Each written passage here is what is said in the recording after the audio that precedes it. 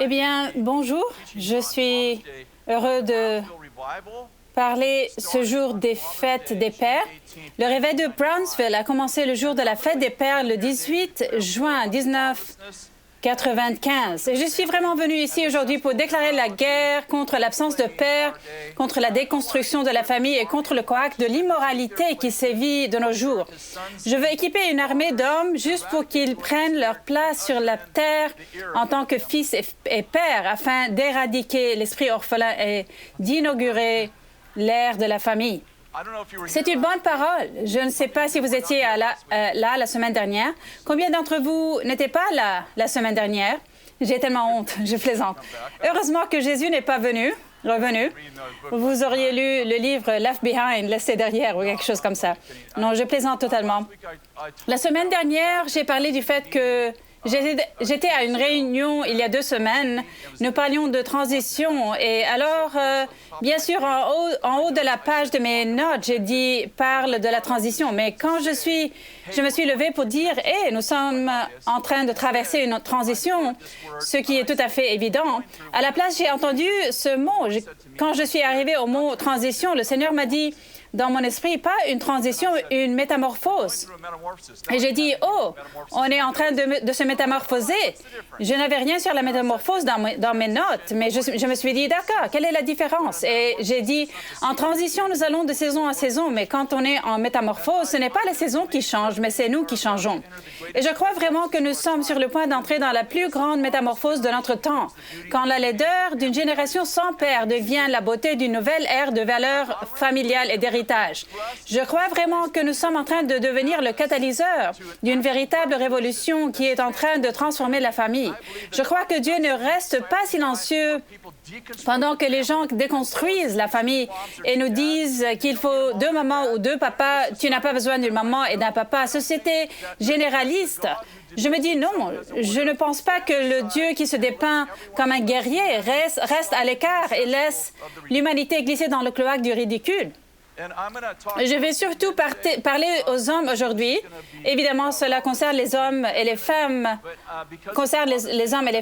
mais comme c'est la fête des pères, je vais m'adresser spécifiquement aux hommes sur ligne et sur le campus. Mais je veux que vous, les femmes, vous vous souveniez que j'ai écrit le livre Fashion to Reign, Façonner pour régner. Donc, je vous aime tout aussi. Mais si vous êtes d'accord, j'aimerais adresser ceci aux hommes, même si cela s'applique à nous tous. Vous savez que je crois que les femmes sont aussi puissantes, mais qu'elles sont distinctes. Je pense que parfois nous avons tellement peur des stéréotypes que nous n'avons pas de modèles. Et je crois que Dieu veut élever des modèles. Et je veux donc parler de 3 éléments de la paternité. Le premier élément, c'est de protéger. Le deuxième est de promouvoir et le troisième est de fournir. Je ne sais pas si j'arriverai à faire les 3, mais ce ne sont pas les 3 seuls éléments de la paternité, mais je veux parler de ces 3 éléments de la paternité. En fait, dans le jardin, dans l'histoire de la création en Genèse 1 et 2, il est dit que le Seigneur Dieu a mis l'homme dans le jardin d'Éden pour le cultiver et le garder. Tout le monde peut-il dire cultiver et garder? Le mot garder est très intéressant car rappelez-vous qu'ils sont dans le jardin d'Éden, mais le mot garder signifie être conscient, être un garde du corps, être un gardien, maintenir, protéger, sécuriser, veiller et être un guetteur. Ainsi, la nature même des hommes, des mâles, est d'être en fait un gardien dans le jardin, si vous voulez, dans le jardin de notre vie. Vous savez, chez moi, j'ai une femme qui est chasseuse. Elle aime chasser. Je ne le suis pas. Je ne suis pas un chasseur. Je n'aime pas tuer des choses, mais je mange les choses qu'elle tue. Donc, je ne me plains pas. Elle monte à cheval, je ne monte pas à cheval. Elle chasse, je ne chasse pas. Elle pêche, je ne pêche pas. J'ai été dans un bateau à regarder les poissons entrer, c'est beau, mais je n'aime pas les vider. Donc, nous avons cette situation. Vous savez, elle a tiré un élan de 496 mètres. Oui. Et nous le mangeons. Donc, juste au cas où quelqu'un serait contrarié par ça, nous le mangeons en fait. Mais si quelqu'un entre par effraction dans notre maison, je ne la réveille pas en lui disant « Descends voir ce qui se passe et j'appellerai la police ». Vous savez, je veux dire, il y a quelque chose dans l'ADN des hommes qui fait que nous sommes des protecteurs.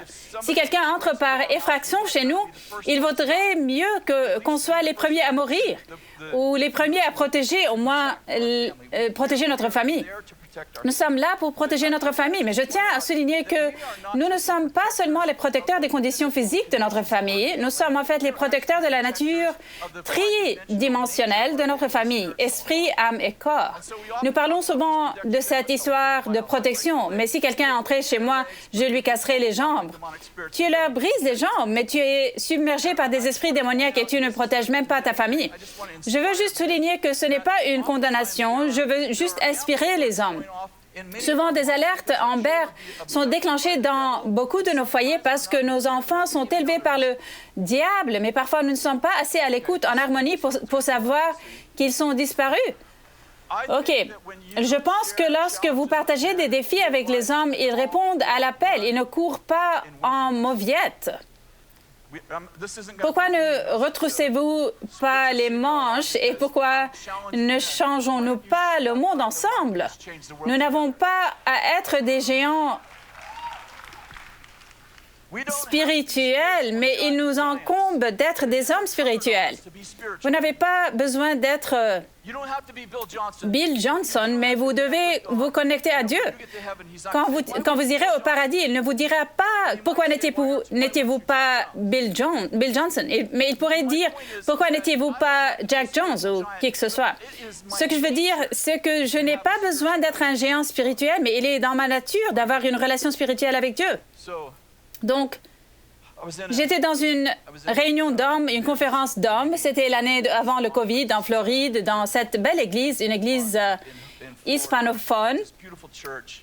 J'y parlais, mais le pasteur principal y parlait. Il était incroyable. Et rappelez-vous, ce n'était que des hommes. Il faut donc se mettre dans le contexte. Mais le pasteur a dit, les hommes vont à la gym tous les jours pour entraîner leur corps, mais ils ne prennent pas 10 minutes pour prier. Ils ont un corps à $100 000, un corps à $100 000 et un esprit à 20 centimes.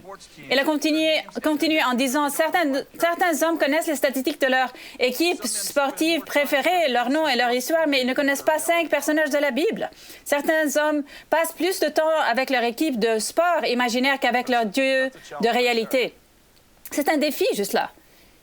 Il est vraiment important que nous ne donnions pas au ministère de l'Église pour mettre fin au trafic sexuel tout en étant accro au porno à la maison.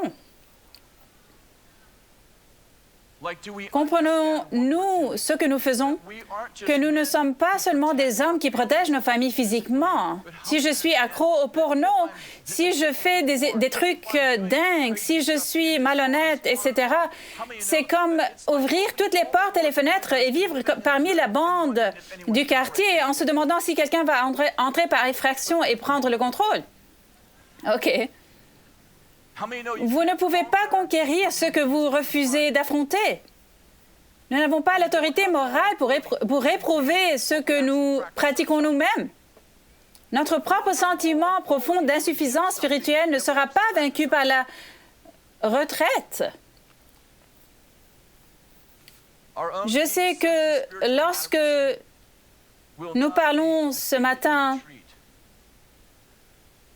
et je me sens souvent inadéquat moi-même. Je sais que lorsque nous partageons sur la norme que Dieu a pour nous, j'ai souvent l'impression que c'est comme le livre de Néhémie. Je pense que c'est le chapitre 7 ou 8. Quand ils ont lu la loi, ils ont lu la Bible pour la première fois depuis des années, genre 40 ans, des décennies. Le peuple n'avait jamais entendu la Bible. Et les prêtres sont là-haut et ils lisent la Bible. Et pendant qu'ils lisent, d'autres prêtres parcourent la congrégation pour leur expliquer la Bible. Il est dit qu'il pleurait en entendant la parole de Dieu. Et connaissez-vous ce verset, « La joie de l'Éternel fait votre force » Néhémie a dit, « Attendez une seconde, parce que maintenant vous avez entendu la vérité. Comptez ça de la joie que vous connaissez réellement la vérité. » Ce que je veux dire, c'est que parfois, lorsque vous entendez un message difficile et que vous réalisez soudain que la norme est ici, en haut, et que votre vie n'est pas ici, que votre vie est ici-bas, comme la plupart des nôtres, vous savez, ça peut être accablant, mais ce que je veux faire, c'est vous inciter à répondre à l'appel et prendre cette génération et à la transformer. Nous étions dans une réunion il n'y a pas longtemps et nous parlions de notre université. Nous allons avoir une université ici dans les prochaines années. Dieu nous a donné une prophétie et vous le savez probablement, mais le gouvernement a vraiment été très touché par les personnes LGBTQ et transgenre. Littéralement, si vous dites et je ne pense pas que ce soit juste, vous devenez un détracteur et quelqu'un que non seulement il bloque sur Facebook, mais il y a des inquiétudes quant à savoir si vous pourrez avoir une école accréditée, si vous parlez réellement de la vérité. Donc, nous parlions de cela et c'est genre, oh, dans 20 ans, vous ne pourrez même pas avoir une université. Et je suis genre, attendez une seconde, nous sommes nés pour gagner. Je suis né pour gagner. Tout ce dont le mal a besoin pour triompher, c'est que les bonnes personnes ne fassent rien. Je ne dis pas qu'il n'y a pas de personnes prises dans le péché qui ne sont pas de bonnes personnes. Bien sûr, nous avons tous été pris dans le péché à un moment de notre vie, mais ce n'est pas dans notre nature de rester là. Nos victoires personnelles deviennent la couverture collective de notre famille. Chaque ennemi que nous vaincons dans notre propre vie est un ennemi de moins qu'ils auront à affronter dans la leur. Chaque fois que nos enfants nous voient en train d'avoir une conversation privée avec Dieu dans la prière, ils ont un aperçu de la puissance de l'âge à venir qui est insufflé dans notre fiducie familiale. Quand Salomon a dit que nous devrions donner un héritage aux enfants de nos enfants. Combien savent que ce n'est pas seulement de l'argent? En fait, il ne s'agit même pas principalement d'argent. Lorsque nos enfants nous voient prier, ils ont eu un aperçu de la puissance de l'âge à venir qui est en train d'être insufflée dans notre héritage. Combien de fois avez-vous entendu « Ma grand-mère a prié pour moi, mon père a prié pour moi ». Combien de fois avez-vous entendu « Je suis ici parce que ma grand-mère a prié pour moi ». Qu'est-ce qu'elle faisait? Elle insufflait la puissance de l'âge à venir dans ce jeune garçon, cette jeune femme. C'est ce que nous faisons. Les pères sont chargés à être courageux. Nous n'avons pas le luxe de reculer en retraite face au danger. Laissez-moi essayer ici, par ici. Les pères sont chargés à être courageux. Nous n'avons pas le luxe de reculer en retraite face au danger. Pardon. C'est la nature de la paternité de se précipiter vers le danger et de vaincre l'ennemi qui essaie de vaincre nos familles. C'est notre ADN, c'est dans notre ADN même. Si nous cachons nos batailles à nos enfants, ils ne seront pas préparés à gagner les leurs lorsqu'ils quitteront notre foyer. Laissez-moi le dire encore une fois. Si nous cachons nos difficultés à nos enfants, tout d'abord, ils grandiront en pensant « Oh, mon père et ma mère étaient parfaits. Ils avaient un mariage parfait, une vie parfaite, un corps parfait, une vie spirituelle parfaite et tout était parfait. » Ce n'est pas la nature du discipulat, vous savez. La nature du discipulat est qu'il me regarde lutter et il regarde les victoires qui viennent de la lutte. Et d'un autre côté, lorsque nous invitons nos enfants à voir nos luttes dans la vie, cela leur donne un siège au premier rang de l'Académie des futures victoires. Lorsque nos enfants nous voient lutter, que ce soit sur le plan financier, relationnel, physique ou spirituel, et je sais que ça doit être adapté à l'âge, bien sûr. Je ne dis pas que tu dois jeter ton enfant de 3 ans dans le cloaque de ton problème de pornographie. Bien sûr, ce n'est pas ce que je suis en train de dire. Je dis qu'il doit y avoir une certaine sagesse ici, bien sûr. Mais lorsque nous cachons nos difficultés à nos enfants, ils ne savent pas vraiment comment se préparer au leur. Mais lorsque nous les invitons à observer la façon dont nous traversons les luttes, nous les invitons à entrer dans l'Académie des futures victoires. Ils sauront comment Ils sauront comment vaincre leur ennemi parce qu'ils nous ont vus vaincre le nôtre.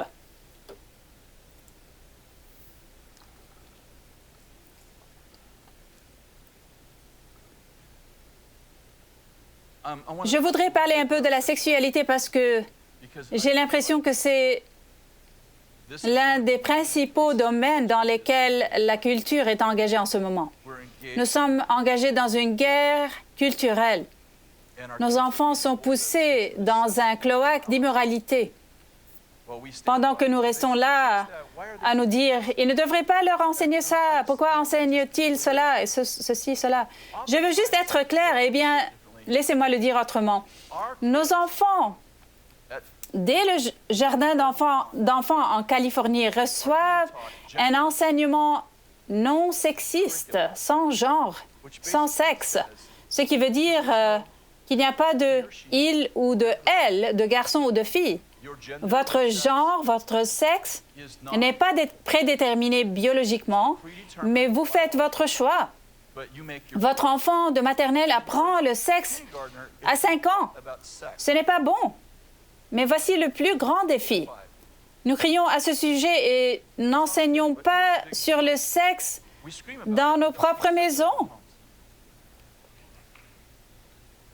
Nous sommes passés maîtres dans l'art de crier sur ce que nous détestons et pourtant de ne rien faire nous-mêmes. Et je pense que nous n'aurions pas un programme sans sexe dans une école. Nous n'aurions pas un programme perverti dans les écoles, à mon avis, si nous enseignions la vérité à l'Église et à la maison. Vous savez, une partie du défi réside dans l'ère agricole qui s'est déroulée il y a 200 ans ou peut-être un peu plus tôt. Mais à l'ère agricole, ils élevaient du bétail, des chevaux et toutes sortes d'animaux. Et vous seriez donc, en tant qu'enfant, vu l'élevage des animaux comme faisant partie de l'éducation normale. Et ce qui se passe à la ferme ou au ranch. Mais le problème est que la sexualité en général a été tellement cachée qu'elle est devenue honteuse. Vous savez, nous parlions il y a 3 ans et demi de 3 projets de loi sur les transgenres qui essayaient d'être adoptés en Californie. Lors de la réunion de l'équipe de direction ici à l'Église, nous avons discuté de la manière dont nous devions aborder la situation. Parce que vous savez, les gens qui luttent comme les transgenres ont besoin de compassion. Ils n'ont pas besoin d'être jugés, ils ont besoin de compassion, mais aussi de vérité. Alors, on s'est dit qu'on allait faire quelque chose le dimanche et parler de cette question, la question d'homosexualité, et j'étais totalement à bord. Puis j'ai dit, comment pouvons-nous parler d'homosexualité alors que nous ne parlons même pas de sexualité saine? Ça va ressembler à une réaction à quelque chose qui ne va pas. Vous savez pourquoi ça ressemble à ça? Parce que c'est le cas. Et je me dis, et si on commençait à parler de sexualité saine? Et si nous apprenions réellement aux gens comment enseigner à leurs enfants? Nous ne nous contentons pas de protéger nos enfants des personnes nuisibles, nous les préparons au cloaque de l'immoralité. Vous savez, il est difficile de se plaindre que le système scolaire enseigne la perversion quand on n'enseigne pas une sexualité saine à la maison.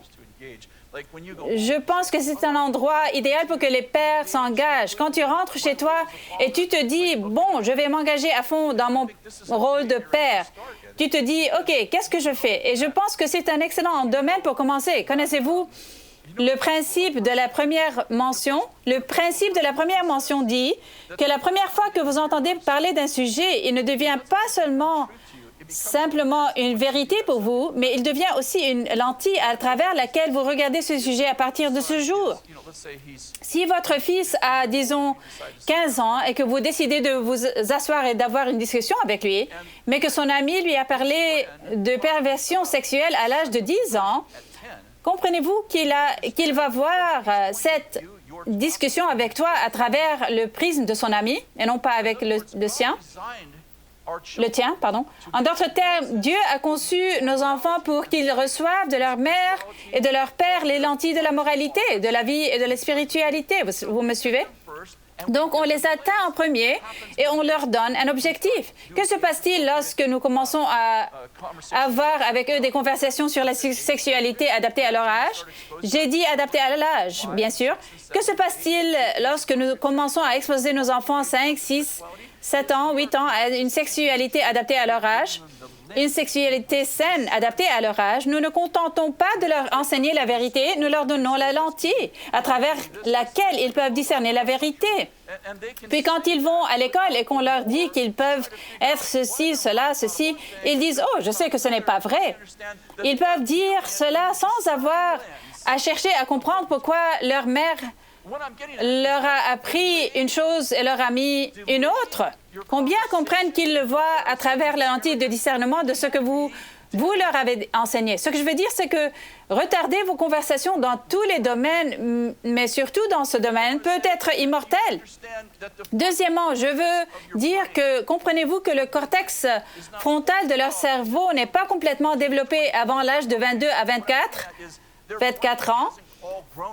Leur cerveau n'est pas encore tout à fait développé. Le cortex frontal est la partie du cerveau qui réfléchit aux causes et aux effets. Avez-vous jamais demandé à votre enfant de 15 ans, pourquoi as-tu sauté du toit du 3e étage alors qu'il est entièrement plâtré? Et il dit, je ne sais pas. Vous savez pourquoi? Il ne sait vraiment pas. Il est incapable de se dire, je vais sauter ici. Quelles sont les ramifications de mon saut? Je dis qu'il n'a pas le processeur pour traiter ce qui va se passer quand je vais sauter d'ici. Pourquoi as-tu frappé ta sœur? Je ne sais pas. Dis-le-moi maintenant. En fait, je ne sais pas. En fait, il ne sait pas. Vous vous dites, genre, mon enfant est un idiot. Non, il n'est pas complètement encore développé. Je viens de mettre certains d'entre vous en paix. Vous êtes genre, oh mon Dieu, il y a de l'espoir pour lui. Voici le défi. Comprenez-vous que lorsque votre adolescent entre dans la puberté, disons entre 13 et 15 ans, n'est-ce pas, jusqu'à l'âge de 20 à 22 ans, c'est la libido la plus élevée qu'ils auront de toute leur vie. Ils ont la plus grande libido avec un demi-cerveau. Vous voulez savoir... Vous voulez savoir pourquoi nos enfants ont des problèmes maintenant? Vous comprenez qu'ils ne peuvent pas traiter « je vais faire l'amour et elle va tomber enceinte ». Vous dites « si tu fais ça, voilà ce qui va t'arriver. Tu vas attraper une maladie vénérienne et tes organes vont se détacher de toi. » Tu comprends? Regarde-moi dans les yeux. Ils ne peuvent pas traiter ça. Vous leur dites, voici le résultat de faire quelque chose. Ils ne peuvent pas traiter ce résultat, mais ce qu'ils peuvent traiter, ce sont vos valeurs fondamentales. Vous voyez, ce qu'ils peuvent avoir, c'est votre lentille. Ils ne peuvent pas se dire, si tu fais ça, cette mauvaise chose pourrait arriver à elle ou à toi ou à vous deux. Ils ont du mal à traiter cela parce que l'autoroute n'est pas encore construite dans leur cerveau. Mais ils peuvent traiter les valeurs fondamentales parce que cela se fait dans une autre partie du cerveau. Alors, lorsqu'ils s'attachent à vous et que vous leur enseignez des valeurs et des vertus, ils ne savent pas peut-être si je fais ceci, cela va entraîner cela, mais ils savent, oh, c'est la bonne chose à faire parce que c'est la façon dont je vois la vie.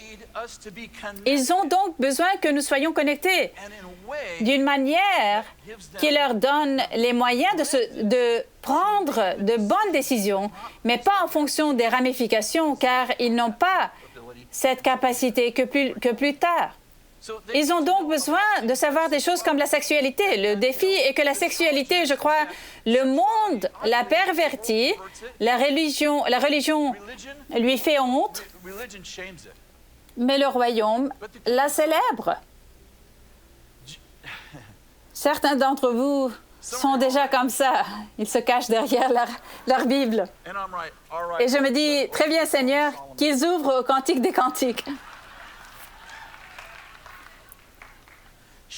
La honte est tellement ancrée dans le christianisme autour de la sexualité. Je veux dire, on ne sait même pas qu'on le fait. C'est comme quand vous dites à votre enfant d'un an, quand vous leur dites à votre enfant d'un an, voici ton oreille, voici ton nez, voici ta bouche, et ça, c'est ton zizi. Ne touche pas à ton zizi. Et vos enfants jouent avec leur langue, mais quand ils jouent avec leur pénis ou leur vagin, vous vous dites « Oh mon Dieu, mon enfant a été molesté, ne touche pas! Qu'est-ce qui ne va pas chez toi, sale, méchant? » Qu'est-ce qu'on vient de faire? On vient de dire à nos enfants qu'il y a quelque chose d'intrinsèquement mauvais dans leur corps. Quelque chose de mauvais. N'en parle pas, ne le touche pas et ne t'y mêle surtout pas. Et ce que je veux dire, c'est que nous venons à nos enfants pour leur donner le discours, mais nous le faisons avec un esprit de honte. La sueur coule de nos têtes. Nous sommes du genre, chérie, tu commences. Oh non, tu leur as donné naissance. Fais-le toi-même. Tout ça, c'est de ta faute. Je ne voulais même pas être là cette nuit-là. Nous avons ces conversations folles et nous nous demandons pourquoi nos enfants ne viennent pas nous voir et pourquoi ils pensent qu'ils sont pleins de honte. Et je dis, genre, les gars, Dieu a créé le sexe. C'était son idée. Lisez-le pour vous-même. C'est dans la Bible que vous n'avez pas touché depuis un an. Genèse 1 dit, Dieu a dit, reproduisez-vous, devenez nombreux. Quand il a terminé tous ces versets sur la fécondité et la multiplication, et après avoir créé tous ces êtres humains, il a regardé tout autour et a vu que tout était très bon. Il venait de dire, reproduisez-vous, devenez nombreux. Il a regardé tout autour et a vu que c'était très bon. Le sexe est très bon. Ce n'est pas bon, c'est très bon. C'est Dieu qui vous a donné une libido. Je sais comment faire taire une foule.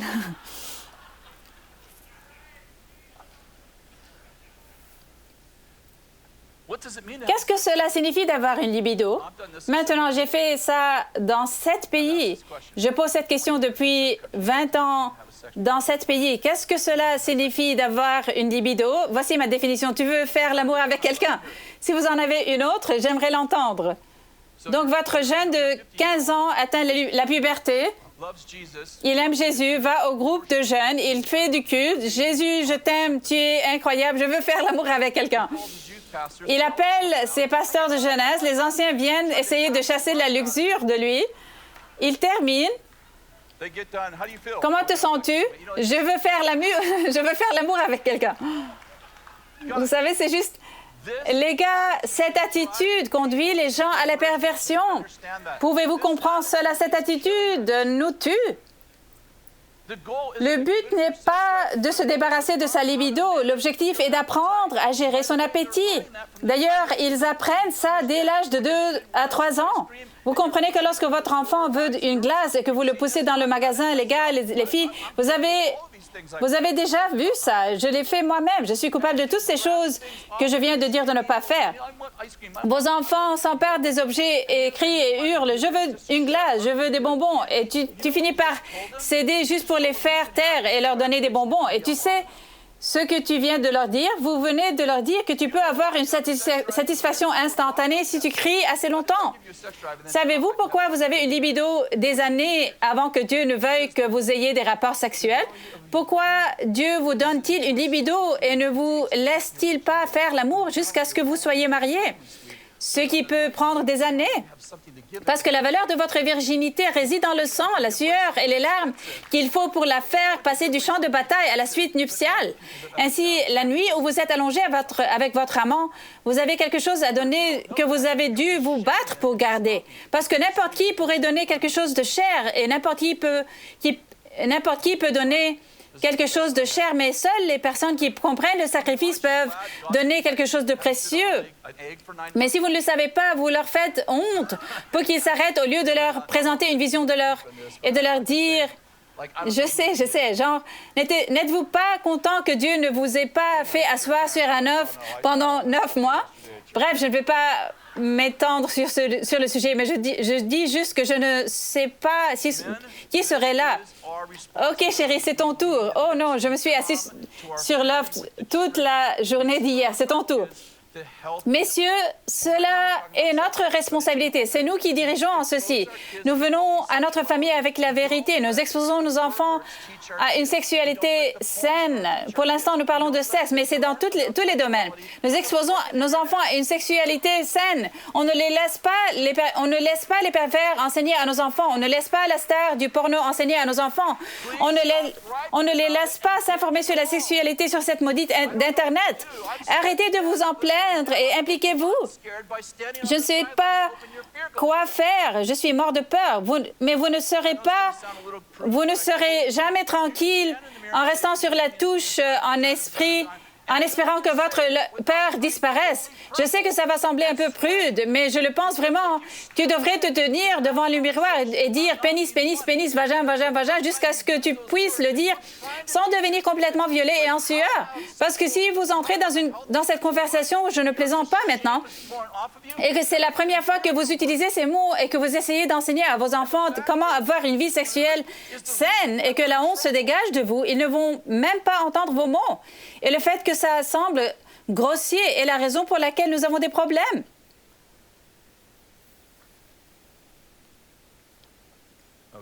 OK. Il ne me reste que 8 minutes.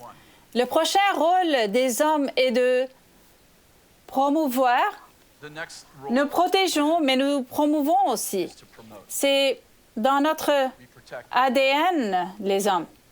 En fait, vous savez que je ne dis pas que les femmes ne promeuvent pas, que les femmes ne protègent pas. Je sais, mais je parle aux hommes aujourd'hui.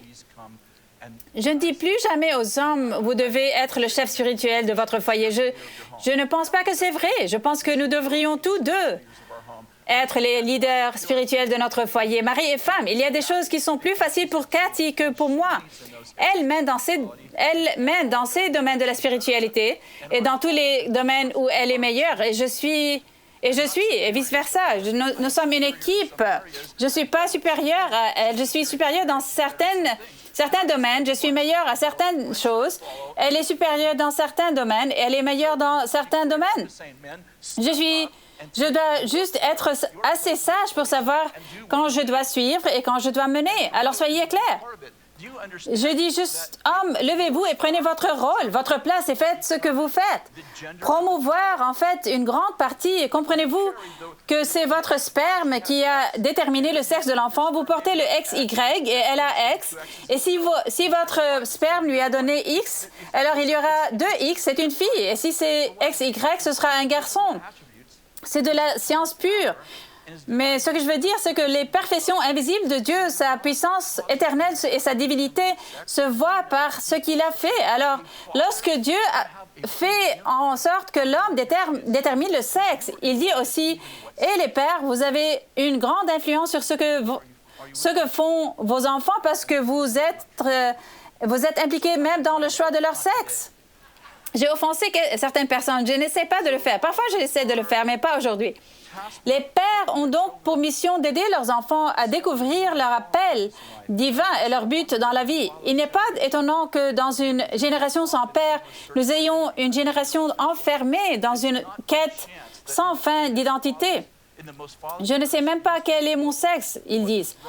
Ce n'est pas un hasard si, dans la génération la plus orpheline de pères de l'histoire du monde, c'est une crise d'identité qui se manifeste. Ce n'est pas un hasard. C'est le but premier d'un père.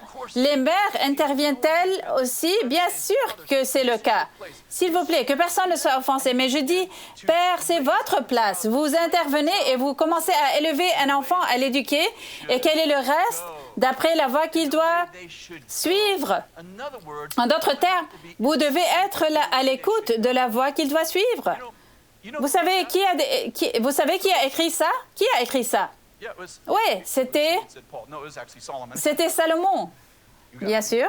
Vous devez lire votre Bible. Je plaisante. C'était l'apôtre, pardon, c'était le roi Salomon. Il est intéressant que Salomon ait écrit cela, et je vais vous dire pourquoi. Le prophète Samuel est venu dans la maison de David, la maison d'Isaïe. Le nom de son père était Isaïe et il cherchait un roi. Dieu l'avait envoyé dans la maison d'Isaïe pour trouver un roi. Il arrive à la maison d'Isaïe et Isaïe a 8 fils, mais seulement 7 sont présents. Le prophète Samuel voit Eliab, le plus âgé et le plus grand. La Bible dit qu'il dépassait tous les Israélites d'une tête. C'est un homme de très grande taille. Et il prend immédiatement l'huile et commence à en verser sur Eliab. Et il entend dans son esprit, « Samuel, que fais-tu? Tu regardes ce qui frappe tes yeux. Tu as le regard de l'homme et non le regard de Dieu. » Samuel est donc réprimandé par le Seigneur en tant que prophète. Alors il dit, « Eh bien, aligne les garçons. » Donc, ils alignent les garçons et il y va fils par fils et il ne ressent rien sur aucun d'entre eux. Et il ne sait pas qu'il y a un 8e fils. Il dit à Isaïe, « C'est tous les fils que tu as? Genre, est-ce que j'ai la mauvaise adresse? » Et Isaïe dit, « Oh non, j'ai un seul autre fils. Il est dans le champ à travailler avec les moutons. » Alors il dit, « Appelle-le donc. » Il l'appelle et il commence à courir. Il a probablement, je ne sais pas, 15 ou 16 ans et il est dit qu'il est roux. Permettez-moi de préciser ce que l'auteur voulait dire par ça. Il n'a pas l'air d'un roi, c'est-à-dire, Eliab a l'air d'un roi, il n'a pas l'air d'un roi. Et Dieu dit, c'est lui, David. Alors, il oint David comme roi. Et quel est mon point? Dans 2 Corinthiens 5, 17, vous le connaissez. Si quelqu'un est en Christ, il est une nouvelle créature. Les choses anciennes sont passées. Voici toutes choses sont devenues nouvelles. Quel est le verset précédent? Nous ne percevons plus personne de manière humaine. Le verset précédent est puissant. Je l'ai oublié. Nous ne percevons plus personne de manière humaine, mais selon l'Esprit. Le reste du verset est « Et si nous avons connu Christ de manière purement humaine, maintenant nous ne le connaissons plus ainsi. » Verset suivant « Si quelqu'un est en Christ, donc. » Ce que Paul veut dire, c'est que nous avons été transformés, mais que vous continuez à évaluer les gens de manière humaine alors qu'ils sont en fait une nouvelle créature. Voici ce que je veux dire au Père. Il y a peut-être un roi dans votre maison et vous ne le savez même pas. Isaïe ne savait même pas que David, son fils, était censé être roi et qu'il était son père.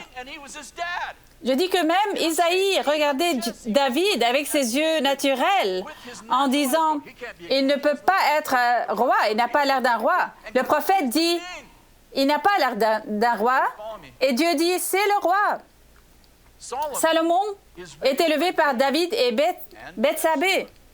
Lorsque Bethsabée a perdu son premier enfant, le Seigneur a dit à David qu'elle aurait un autre enfant et qu'il s'appellerait Salomon et qu'il serait roi.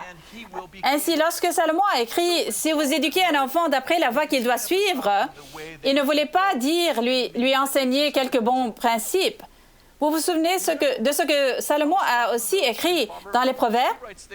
Il écrit des choses comme « Mon père m'a appris que lorsque tu es à table avec un roi, place un couteau devant ta gorge si tu as trop d'appétit. » Avez-vous remarqué qu'il n'a pas écrit « Si tu es à table avec un roi, mais lorsque tu es à table avec un roi », au moins en anglais. Vous savez pourquoi? Parce que David et Bethsabée l'ont élevé pour être roi, parce qu'ils étaient à l'écoute. Ils ont vu avec ses yeux. Ils ont vu avec ses yeux et ils ne l'ont pas préparé après qu'il soit devenu roi. Ils l'ont préparé dès sa naissance à être roi. Je tiens à dire au Père qu'il est très important que vous vous impliquiez.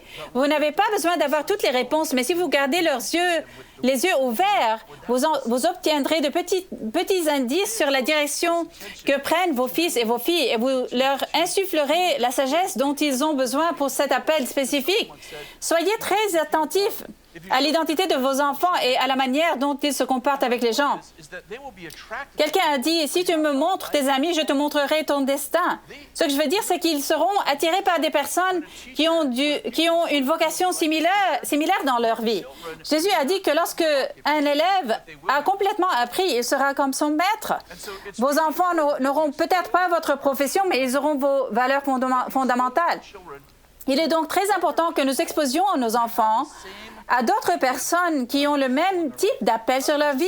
Juste un petit indice. Vous invitez des gens chez vous, ce qui est le cas de nous tous, et vous allez parler de ce qui a été dit durant la visite. J'aime vraiment ça chez cette personne. Ils sont aussi drôles, ou ils sont aussi ceci ou cela, ou vous savez comme moi, il est si beau. Vous savez, je déconne. Vos enfants parleront souvent d'un autre aspect de cette visite de vos amis auquel vous n'avez pas pensé. Ce n'est pas juste une pensée différente, c'est un ADN différent. Ce n'est pas correct, ce n'est pas juste une pensée différente. Ils la lisent à travers un objectif différent dans leur vie. Ce que je veux dire, c'est que vous n'avez peut-être même pas su que la personne que vous avez invitée était un grand artiste, mais votre enfant l'a remarqué parce qu'elle a un appel dans ce domaine. Alors, vous commencez à remarquer, à chaque fois que nous invitons ces gens, ils parlent de cette chose créative sur eux. Vous n'attirez pas ce que vous voulez, vous attirez ce que vous êtes. Ils attirent des gens qui ont le même genre de but et de destinée. C'est à vous, en tant que père donc et mère, de dire, je pense que nous devrions les exposer à plus de ces personnes et voir ce qui germe en eux et quel genre de destin ils ont dans leur vie. Cela a-t-il du sens? J'aime ça. Eh bien, c'est la moitié de mon message. Veuillez vous lever avec moi et laissez-moi prier pour vous.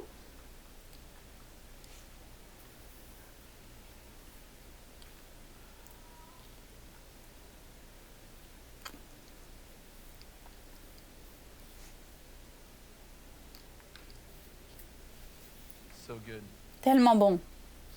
Je suis si fier des hommes de ce mouvement. Jason, mon fils, a lancé un ministère appelé BraveCo, dans lequel nous réunissons des hommes tous les mois.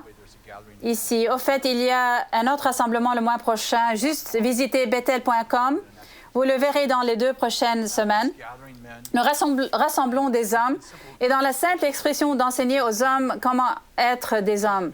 Parce que beaucoup d'entre nous, comme moi, n'ont pas eu de père. Il est vraiment difficile de connaître le rôle de l'homme quand on a été élevé par une mère ou quand on a été élevé dans un orphelinat ou quand on a été élevé dans quelque chose que Dieu n'a jamais conçu. Mais évidemment, il y a la grâce sur les gens. Nous venons de lancer ce ministère appelé BraveCo.